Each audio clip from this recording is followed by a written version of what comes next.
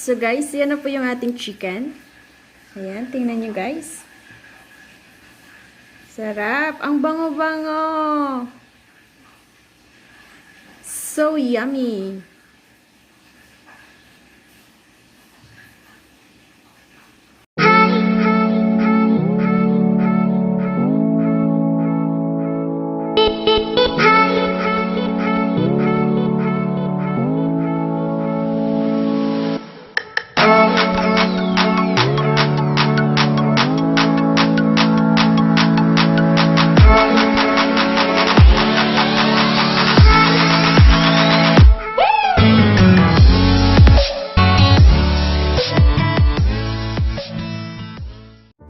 Hello guys, so ito na po yung ating ingredients para sa ating fried chicken. So meron akong chicken dito, yung thigh siya at saka wings. So we have salt, garlic powder, pepper, at saka yung chili powder, corn flour, flour, at saka garlic and ginger. So yan po ang ating mga ingredients. So, let's get started po. So, yan guys, may ziplock ako dito. So, ilalagay natin yung ating chicken. Ayan. Nilagay ko na yung chicken natin dito para dito natin siya i-marinate. So, ilalagay ko na yung ating ginger. More on juice po tayo. Ayan. So, ilalagay na natin ito. And then, yung garlic. Lalagyan din natin siya ng garlic for flavor. And then, yung salt. Lalagyan natin siya ng mga half teaspoon. Half teaspoon lang po kasi hindi ako masyadong mahilig sa maalat. So, yan. And then, lalagyan pa natin ng garlic powder. Garlic powder kasi mahilig talaga ako sa garlic. So, yan. Masarap siya pag maraming garlic. And then, sorry sa ano ko, boses ko ha. Lalagyan din natin siya ng pepper. Ayan. So, mga half teaspoon din ng pepper. At lalagyan ko po siya ng chili powder. Yung Japanese chili powder po siya. Masarap siya. So, not so much para hindi masyadong maanghang kasi medyo hindi rin maganda pag maanghang. So, yan guys. Ima-massage lang natin. So, yan na yung chicken natin. So, i-ano na natin siya. I-mix na natin. We just have to mix thoroughly so para maano natin siya. Yung mga, sorry for the maingay. Ayan. So, maghahalo siya talaga. Kuha natin ang air. Ayan. Mamassage lang natin siya. Naamoy ko na yung garlic. Ayan, naamoy ko na siya. So, 3 pieces of chicken wings lang at saka yung 2 pieces of thigh yung ginawa ko. Binalatan ko, tinanggal ko yung skin ng thigh kasi medyo, ayaw ko ng balat na. So, ayan. Naamoy ko na yung kanyang aroma. Bango. So, yan guys. Nahalo na siya. So, i-leave lang natin siya ng mga 20 minutes. Then, ilalagay na natin yung mga flour natin later.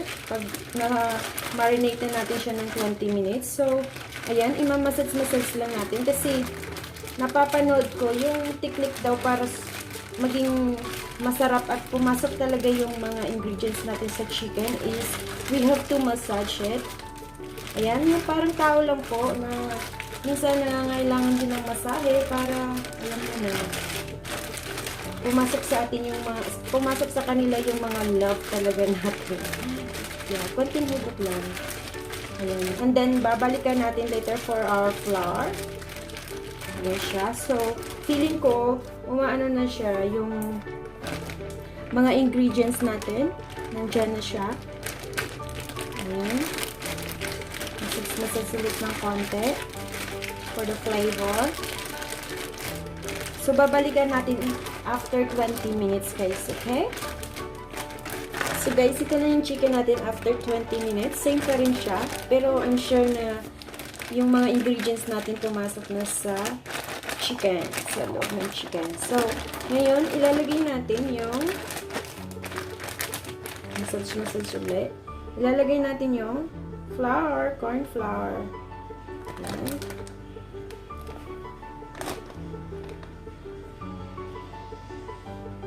Flour. And then, ilalagay din natin yung flour. Ayan. So, massage na lang ulit natin. Ayan siya, guys.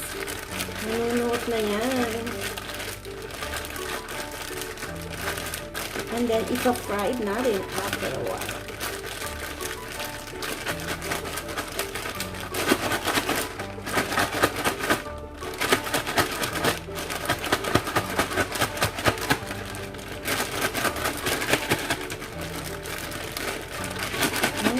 Ang bango-bango niya. Kasi nilagyan ko siya ng maraming garlic. I love garlic.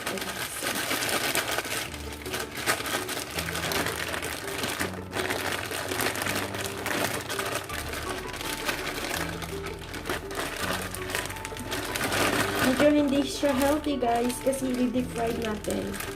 Deep fry. So, I guess it's ready to fry na siya. We'll see kung anong kalalabasan niya. Yan. See you guys! Ipa-fry na natin siya. Lalagyan ko na siya ng olive oil. Ayan, olive oil.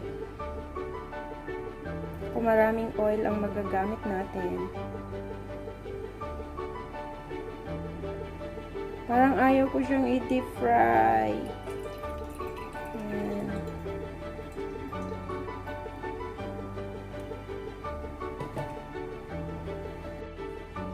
So, ayan guys.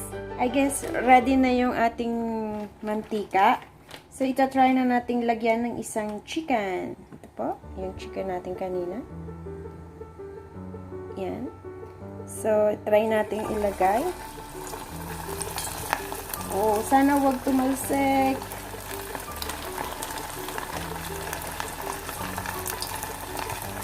Ayan. So, ayan na siya, guys. So, yan na siya. Natatakot ako sa mantika. Ayan. Kumukulo-kulo na siya. Hindi ko siya niluto sa frying pan kasi para hindi masyadong maraming oil ang gagamitin natin. So, I use the small pan na lang para tipid sa oil. So, I guess guys, pwede na natin siyang baliktarin.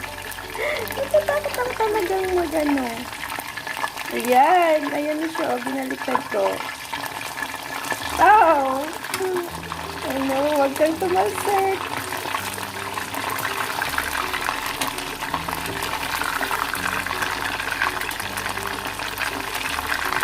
Natatakot ako. Ayan. Ayan sa kabila niya. Brown na siya, guys. Pero ewan ko bakit hindi siya masyadong makitang brown talaga. Ayan. Ayan guys, ready na siya. Ready na ang ating chicken. Ayan.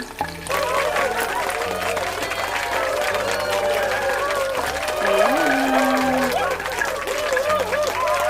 Ang sarap ng amoy. Grabe.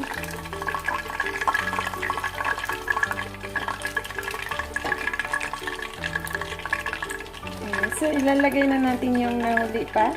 Yung dalawang natira.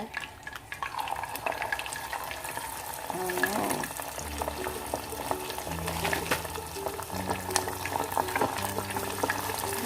Natatakot ako. Huwag kang tumalsik. Ayan. So, yan guys. Hihintayin natin yan. So, guys. Yan na po yung ating chicken. Ayan. Tingnan nyo guys. Sarap! Ang bango-bango! So yummy!